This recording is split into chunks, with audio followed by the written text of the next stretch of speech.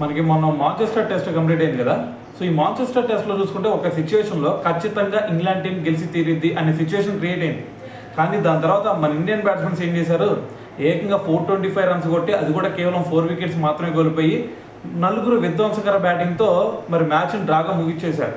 అయితే మరి ఈ టెస్ట్ మ్యాచ్ ఏదైతే ఉందో ఈ టెస్ట్ మ్యాచ్ ఖచ్చితంగా 46 సంవత్సరాల క్రితం ఏది 1979లో జరిగిన ఒక మ్యాచ్ని అయితే ఖచ్చితంగా ఇంగ్లాండ్ వాళ్ళకి గుర్తు తెచ్చి ఉండేది.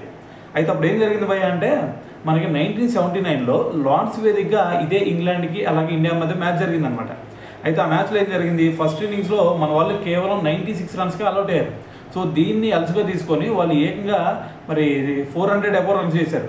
సో దీంతో వాళ్ళు మరి లీడ్ చూసుకుంటే 318 రన్స్ లీడ్ పెట్టారు. అయితే మరి దాని తర్వాత ఖచ్చితంగా ఇంగ్లాండ్కి గెలిచి తీరిద్ది అని చెప్పేసి అందరూ అనుకున్నారు. కానీ దాని తర్వాత చూసుకుంటే మన వాళ్ళు ఇది సెకండ్ ఇన్నింగ్స్లో బ్యాటింగ్ వచ్చి అప్పుడు కేవలం 4 వికెట్లు మాత్రమే కోల్పోయి మరి 314 రన్స్ ఏం చేశారు. అప్పుడు అంటే ఆ మ్యాచ్ ఖచ్చితంగా ఇంగ్లాండ్కి గెలిచి తీరిద్ది అన్న సిచ్యువేషన్ నుంచి మ్యాచ్ని డ్రాగా ముగిచ్చేశారు.